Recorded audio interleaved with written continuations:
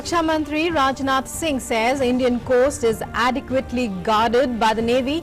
Addressing media after attending Navy Commanders Conference, Rajnath Singh asserts India has never been the aggressor, but his armed forces are capable of giving a befitting reply to those who cast evil eye on us.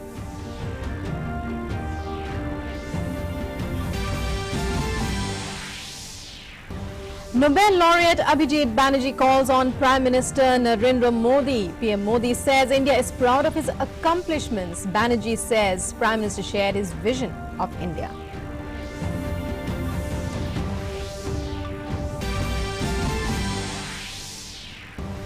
India proposes to sign agreement on Kartarpur on Wednesday, asks Pakistan to reconsider waiving fee on pilgrims.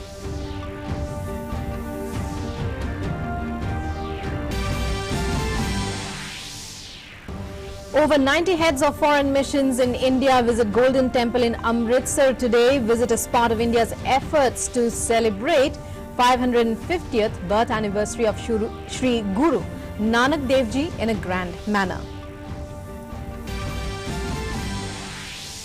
President Ramnath Kovind attends enthronement ceremony of Japan's Emperor Naruhito in Tokyo.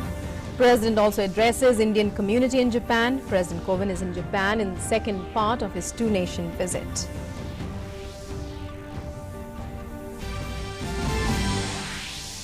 In international news, after a nail-biter of a hard-fought election in which he was dogged by scandals, Canadian Prime Minister Justin Trudeau to remain in power, but with a minority government that will require the support of a smaller left-leaning party, says Canadians rejected negativity in the election. And in sports, India clean sweeps Test Series 3-0 against South Africa. India win Ranchi Test by an innings and 202 runs. Ranchi powered by pacer Mohammad Shami and Umesh Yadav. Hello and welcome to this edition of the news. I'm Rukmana. Top story. Raksha Mantri Rajnath Singh today attended the Navy Commanders Conference in New Delhi. Speaking to media after this, Rajnath Singh said that India has never been offensive and has never attacked any country of the world. He added that our armed forces have the capability to give a befitting reply to those who try to cast their evil eye on India. Bharat का एक चरित्र रहा है कि भारत ने दुनिया के कभी किसी देश के ऊपर न तो कभी आक्रमण किया है और न दुनिया के किसी भी देश की 1 इंच जमीन पर भारत ने कभी कब्जा किया है। भारत का चरित्र है। लेकिन भारत की हमारी जो सेना है, जो आर्म्ड फोर्सेस हैं, उनके अंदर वह कुव्वत है, वह ताकत है, जो भारत को बुरी नजरों से देखने की कोशिश करेगा, उसका वह मुंहतोड़ जवाब दे सकती है। Rajnath Singh also said that the Indian coast is adequately guarded by the Navy. He assured that the Navy has maintained vigilance to ensure that 26/11 is not repeated. मैं पूरी तरह से आश्वस्त हूं कि हमारा यह सी रूट जो समुद्री क्षेत्र है वह इंडियन नेवी के हाथों में पूरी तरह से सुरक्षित है और हमारी इंडियन नेवी का भी यह संकल्प है कि किसी भी सूरत में 26/11 इसकी पुनरावृत्ति न होने पाए या किसी भी सूरत में न दोहराया जा सके, एक ऐसी चाक चौबंद व्यवस्था की है। और आज मुझे यह जानकर बेहद खुशी हुई कि स्वदेशीकरण, इंडिजनाइजेशन की तरफ भी हमारी इंडियन नेवी तेजी से बढ़ रही है और हमारी जो शिप्स हैं उसमें एक हाई परसेंटेज उन्होंने इंडिजिनस आइटम्स लगाने में भी अब काफी कामयाबी उन्होंने हासिल की है। Nobel laureate Abhijit Banerjee today called on Prime Minister Narendra Modi in New Delhi and held a healthy and extensive interaction on various subjects. Banerjee, an Indian-born American professor at Massachusetts Institute of Technology, has won the Nobel in economics jointly with wife Esther Duflo and Michael Kremer for experimental approach to alleviating global poverty. On his part, Abhijit Banerjee said that he was privileged to have met the PM and called it a unique experience for him. He further said that Prime Minister is also trying to improve the bureaucracy, which he called a very important thing for India. I really was a privilege to have this meeting with the PM. The PM was kind enough to give me quite a lot of time and to talk a lot about his way of thinking about India, which was quite unique because, you know, one hears about policies, but one rarely hears about the thinking behind it. And he talked about the way he sees governance in particular, and why, some sense, maybe the mistrust of the people on the ground colors our governance, and how it therefore creates structures of kind of elite control over the governance process, not a responsive government.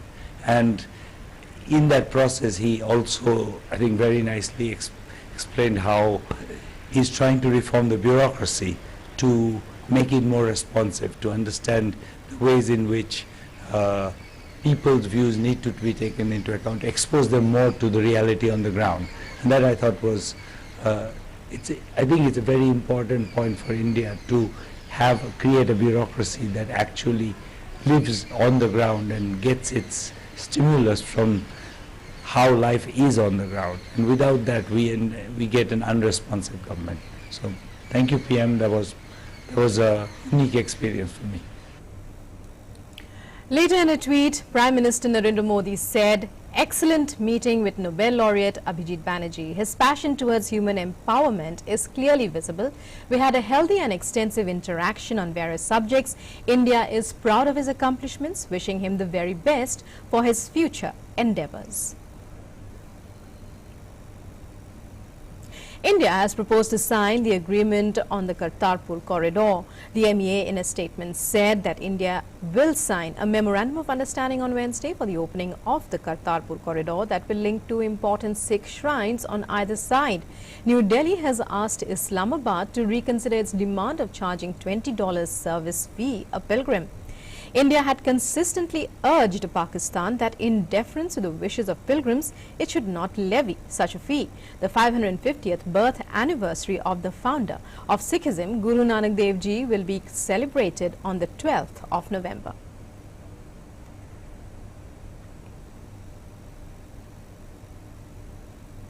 The heads of 90 foreign missions based in New Delhi today visited the Golden Temple in Amritsar and took part in celebrations related to the 550th birth anniversary of the Sikh faith, the founder Guru Nanak Dev. Following the decision by the Union Cabinet to celebrate the 550th birth anniversary of Guru Nanak Dev across the globe, the Indian Council for Cultural Relations has invited heads of foreign missions in New Delhi to visit the Golden Temple in Amritsar. The visit was organized by the ICCR in collaboration with the Punjab government and the Shiromani Gurudwara Prabandhak Committee. Union Minister Hardeep Singh Puri and ICCR President Vinay Sahasrabuddhe also accompanied the heads of missions.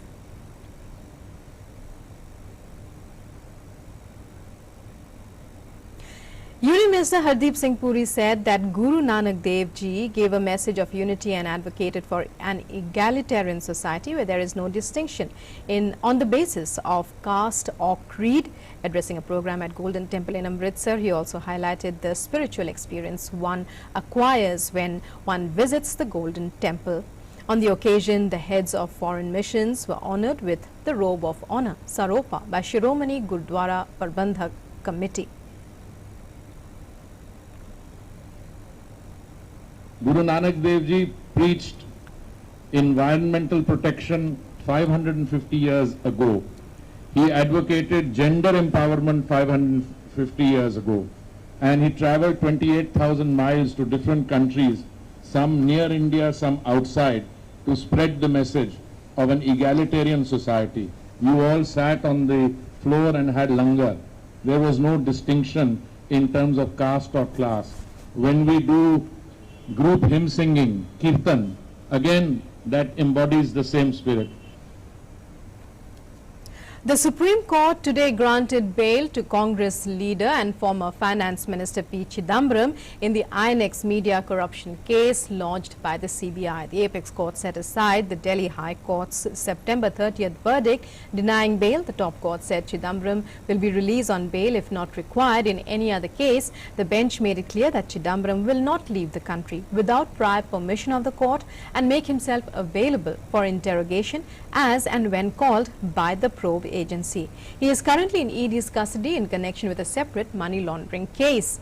Chidambaram was arrested in connection with the graft case on August 21st by the CBI, which charge-sheeted him and others, including his son Karthi, for causing loss to the exchequer by allegedly committing offences under the Prevention of Corruption Act.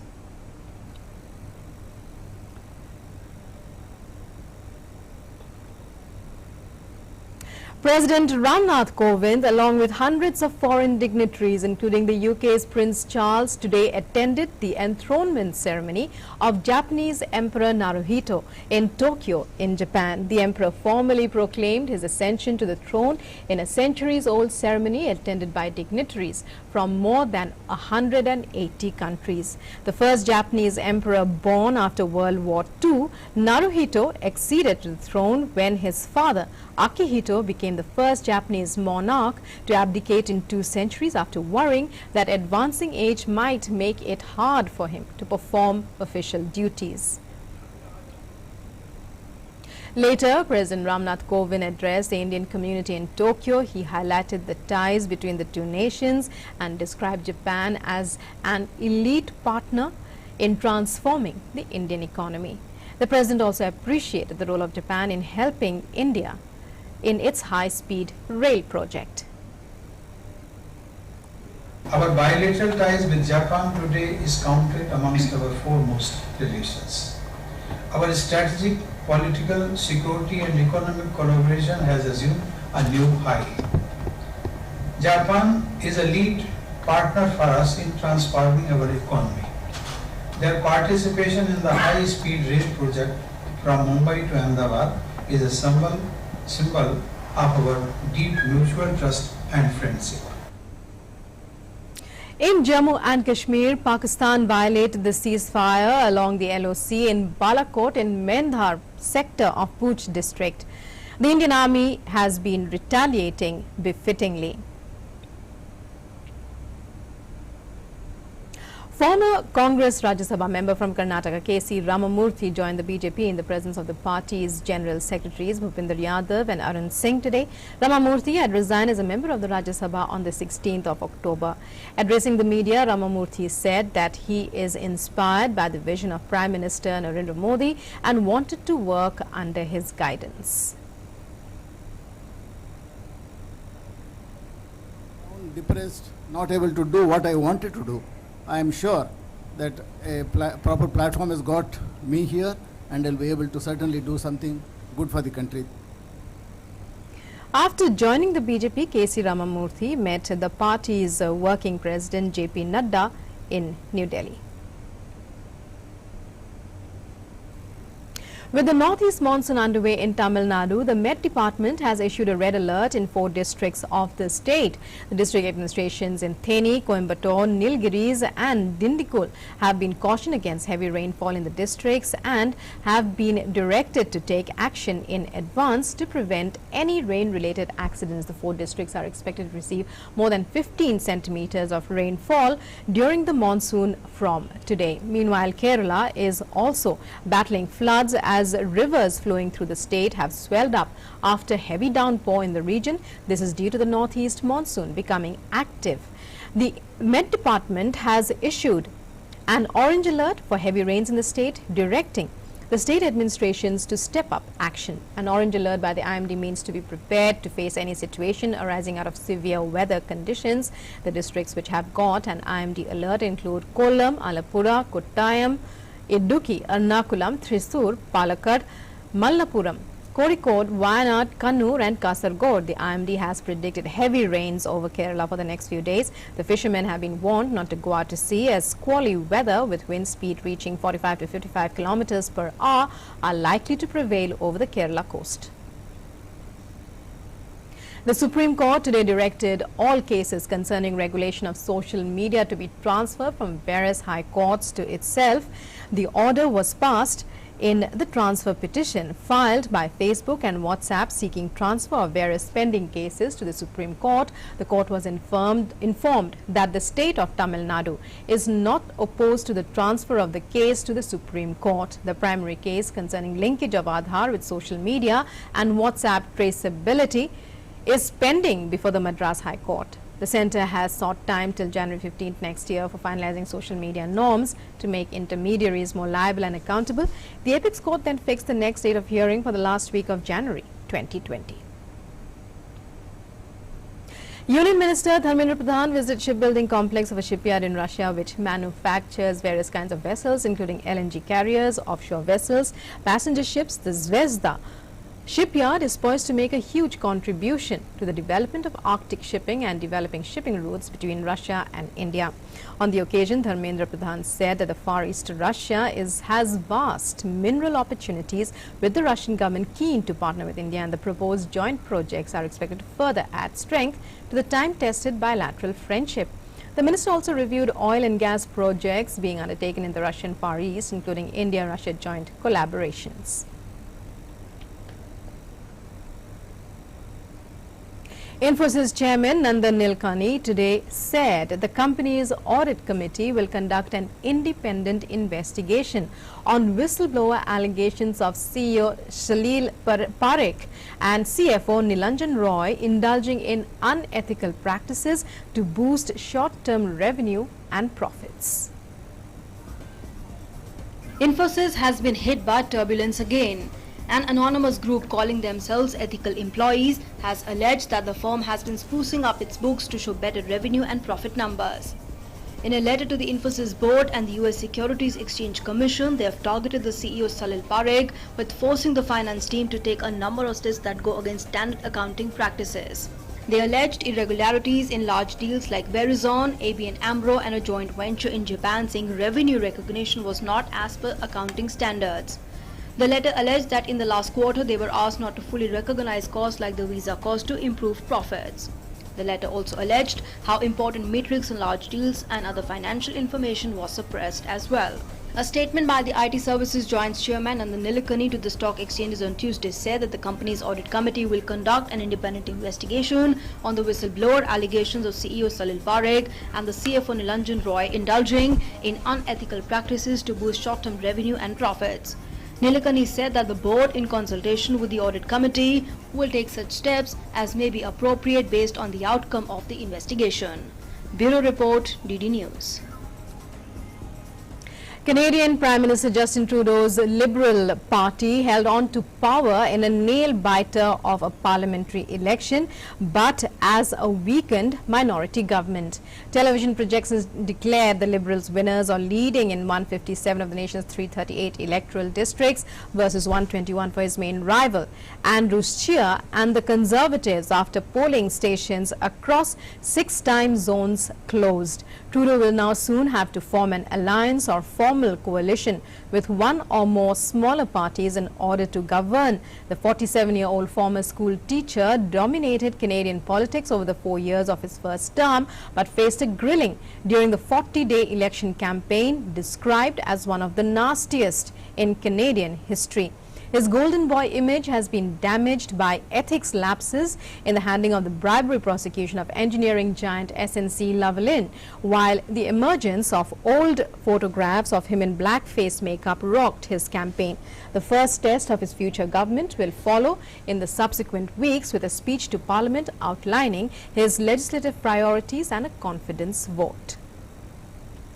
Israeli Prime Minister Benjamin Netanyahu has failed to form a government following an inconclusive repeat parliamentary election last month, opening the door for his main rival Benny Gantz to get a chance to become the country's next leader.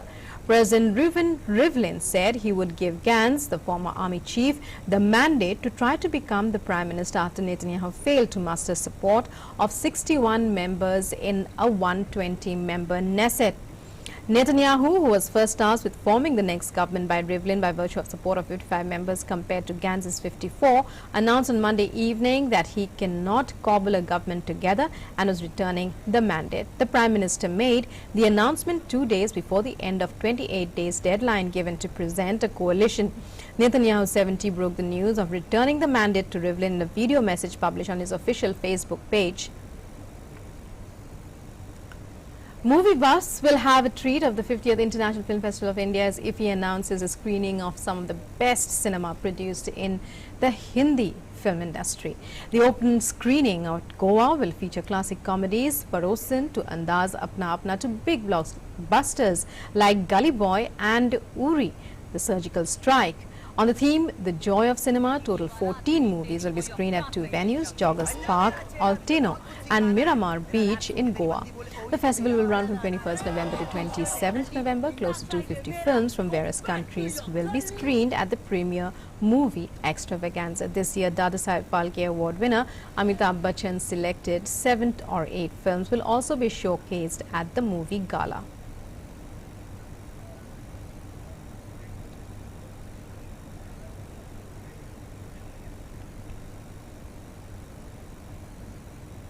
And time now for a short break.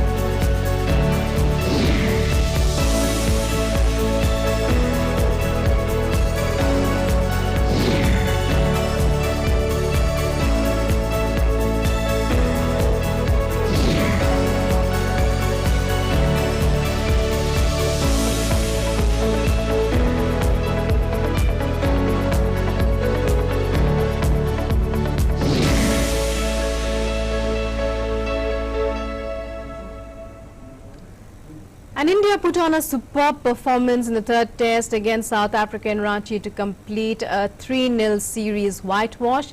India's 497 for 9 proved to be too much for South Africa, even over 2 innings, as they were knocked over for 162 and then 133. The victory sees India maintain their perfect record in the World Test Championship with 5 wins out of as many matches.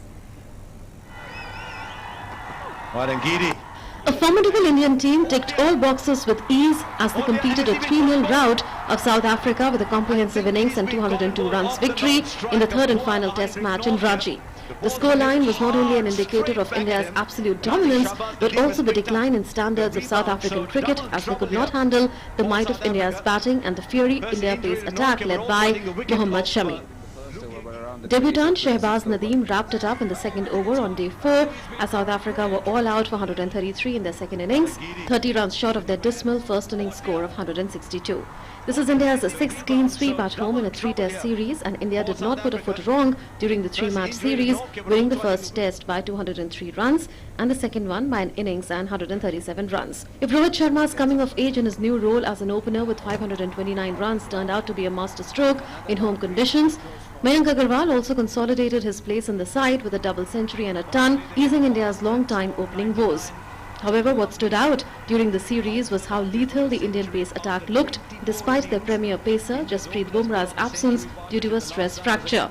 If Ravindra Jadeja and Ravichandran Ashwin shared 28 among themselves, Mohammad Shami, Umesh Yadav and Ishant Sharma picked 26 wickets. The victory sees India maintain their perfect record in the World Test Championship with 5 wins out of as many matches. They are on top of the table with 240 points, comfortably ahead of second-placed New Zealand. Sports Desk, DD News. Badminton star PV Sindhu today supported Prime Minister Narendra Modi's Bharat Ki Lakshmi movement, a campaign to honor daughters who have made a mark with their achievements in various fields for the public good. Sindhu took to Twitter and wrote, "Societies grow when women are empowered and their accomplishments are given a place of pride." She further writes, "I support Prime Minister Narendra Modi ji Bharat Ki Lakshmi movement. It celebrates extraordinary achievements of extraordinary women of India. This Diwali, let's celebrate womanhood." Let's take a look at the video shared by the badminton star, in which actress Deepika Padukone and PV Sindhu excellently convey the message of celebrating Bharat ki Lakshmi. बस एक आम सी जिंदगी जैसी सबकी होती है, वो बड़े बड़े सपने देखती है, पर ये कभी नहीं सोचा था कि सपने देखने में और उनको जीने में कितना फर्क होता है। क्या मैं कर पाऊंगी? सबको कैसे समझाऊंगी? सवाल तो कई थे और चुनौतियां भी कम नहीं थी, बस इरादे ही थे जो आसमान छू रहे थे। और हार मानना वो तो उसने कभी सीखा ही नहीं था, बस मान लो ठान ली थी कि कुछ करके दिखाना है। आसान नहीं था देश के भविष्य की उम्मीदों पर खरा उतर, उनके साहस को स्नेह से बढ़ाना, पूरे भारत में नई उमंग के दीप जलाना। कहते हैं कि एक लक्ष्मी अपने घर में समृद्धि और सुख लाती है, लेकिन सिंधु ताई जैसे देश की बेटियां पूरे भारत का नाम रोशन करती है। तो ये दिवाली ऐसे ही भारत की लक्ष्मियों के नाम करें। ढूंढिए अपने आसपास ऐसे ही होनहार कहानियां और शेयर करें सोशल मीडिया पर #भारत की लक्ष्मी के साथ। जय हिंद, हैप्पी दिवाली। कई ऐसी बेटियां होगी जो अपनी मेहनत और लगन से, टैलेंट से परिवार का, समाज का, देश का नाम रोशन कर रही होंगी। क्या इस दिवाली पर भारत की इस लक्ष्मी के सम्मान के कार्यक्रम हम कर सकते हैं? हमारे आसपास कई बेटियां, कई बहुएं ऐसी होंगी जो असाधारण काम कर रही होंगी। कि इन बेटियों की उपलब्धियों के बारे में सोशल मीडिया में अधिक से अधिक शेयर करें और # यूज करें भारत की लक्ष्मी।